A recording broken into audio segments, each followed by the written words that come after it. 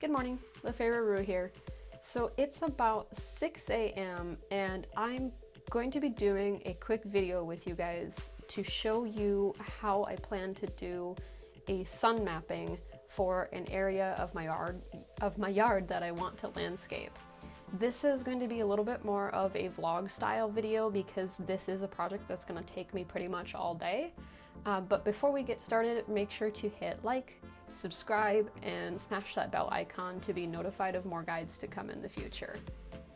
So like I said, it's just about 6 a.m. in the morning, and I plan to take today to do a sun map of a part of my yard that I want to landscape. I'm usually up this early in the morning anyways because I do an overnight shift for my work, but today I decided I wanted to use this time to create a sun map for a part of my yard that I plan to landscape. And I wanted to make a really quick video for you guys to talk about what sun mapping is, why you want to do it, and how you can do it yourself. So what is sun mapping? It is honestly making a literal map, a visual representation of how much shade and sun that your whole yard or an area of your yard receives so that you can properly plan out a garden bed. All right, so why should you do sun mapping? The obvious reason is to understand and have a visual representation of how much shade and or sun that an area of your yard gets. This seems really obvious considering that it's called sun mapping, but it's honestly quite important to have this knowledge before you go in and start buying plants after you have built a flower bed. A lot of times you will find yourself in a situation where you've done the landscaping, you have it the way you want it to look, and now it's time to buy plants. And if you go in and ask for assistance from employees in a garden center just to pick out plants suited for your area, the first thing they're going to ask you is how much light does that area get? And if you don't come in with at least a semi-accurate baseline, say it gets 3 hours of sun, it gets 12 hours of hot midday sun, then they won't be able to help you pick out plants that will survive in the area that you want to plant up. Sun mapping, in my opinion, is just as important as picking out like a variation of size and color and textures and things like that when you're planning out a flower bed, because you don't want to have to waste your time and waste your money if a plant is just going to die after a year of being in your flower bed when it's not meant as an annual, it's supposed to be a perennial. So if you're interested in making a sun map of your own, there are a couple of ways that I have seen in the research that I did of how you can make your own. The first method is actually just pulling out a piece of graph paper and some either colored pencils or just a plain pencil, and actually like graphing out your area. So you can do a scale, or you could make it really rough and just have an idea. You draw out the hard structures of the area, your house, trees, light poles, anything that's never going to move, and stand out in that area when the sun is up and literally fill in on your graph paper where the shade sits on that portion of your yard. The other option that I saw is using a camera, which is the method that I decided to use. So the common technique that I saw is what I ended up doing, which is going out on a set interval and taking a photo of the area that you want to sun map so that you can later put them into an editing software and basically show the pictures together. Hey there guys, so it's much later in the day now, and I wasn't able to get as much of the sun mapping done as I wanted to. I was only able to go until I think about 2 p.m. I ended up having a lot of projects pop up throughout the day that needed priority over doing this, but I have enough that I'm able to give you guys a good slideshow and a good idea of how this technique that I decided to use works. There are a couple of tips that I would like to pass on to you guys if you decide to use the same method that I'm using. The first one would be if you have a digital camera that has this feature, I would highly recommend using it. Basically, any modern digital camera should have a time lapse or interval mode on it that allows you to set the camera up.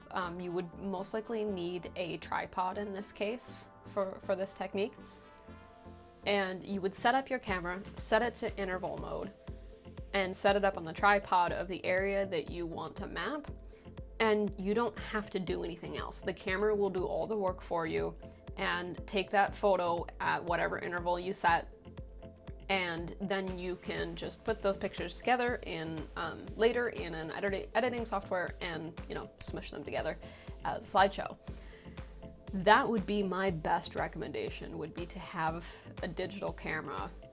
If you already have one, obviously digital cameras are extremely expensive, and use that instead. If you don't, your phone camera works just fine. All of the slideshow you're gonna see, all of that was done on my phone. And the best tip I can give you for that is to try and be as consistent as possible about where you're taking that photo. Stand in the same spot, try to take the photo from the exact same spot on your body, whether you hold it at head height or down here at chest height. Always try to have it at the same angle so that your photos are going to be consistent as you go through the slideshow. If you are doing the graphing method, I would suggest maybe doing that a couple of different times during the day, maybe 2 or 3, because the shade and light, the amount of light that you get during the morning is going to be different than the light that you get during the afternoon, which is also going to be different than the light you get in the evening. The other tip that I have for you is try to do this on a day off when you have nothing else to do. Unless you are doing the digital camera, time-lapse photo, it does it for you thing, this is really time consuming, especially if you're doing it in a way that I did with taking your pictures every half hour. I had to set alarms to make sure I was getting out there on time. I had to run to do different spots because I did sun map 2 parts of my house, and I ended up not being able to totally finish the project because I had other things that I needed to do. So pick a day. Do not have any chores outside of the house, no errands to run, nowhere to go. Make sure it's a day off from work, and make sure that if you do have chores to do inside, or if you are doing it the photo thing yourself, make sure that you're not distracting yourself with anything that's gonna really suck you in. So honestly, no books, no video games, and nothing that's really gonna grab your attention, because you want to be bored enough to be able to get up every single half hour, every hour, to get out there and take these photos to make sure you have an accurate sun map. Otherwise, you're gonna miss that time, because trust me, I did. So those are my tips, is, if you can, get a digital camera. If you can't, your phone works just fine. If you do the graphing, do multiple graphs so you have a good, accurate map, and make sure it's a day off. It'll help significantly. Anyways, guys, that is the last of my tips. I really hope this video was helpful. We're actually gonna time travel a little bit as you watch me walk you through the east side of my house to show you where I did the sun mapping, and kind of walk you through where I stood and the general idea of what that little area looks like that I decided to sun map. And after I walk you through, I will put up the slideshow for you guys so that you can see the same results that I will be seeing. So because I am working on a project, there's quite a bit of a mess, but this is going to be the full area. So I took the picture from back over here. Again, sorry about the mess. We have a lot of projects happening. I took the pictures from back here and faced everything this way to show the area that I want to have my sun map for. So I plan to do most of my plantings along this area. So as you can see right now, it's about almost 4 p.m. and this gets a lot of shade already. So my whole house here shades most of the area that I want to landscape. Those yellow markers are actually our property line there. So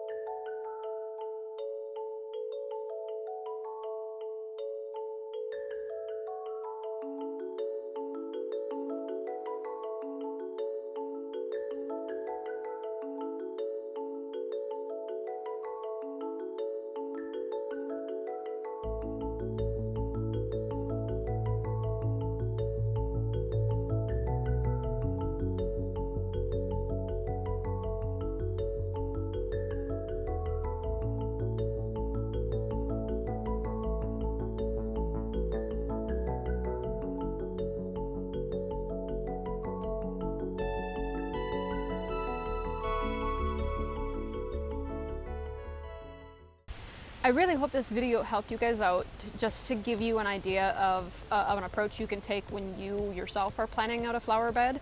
I'm doing this without a lot of experience, without a lot of basically just Googling and doing like research with YouTube videos and just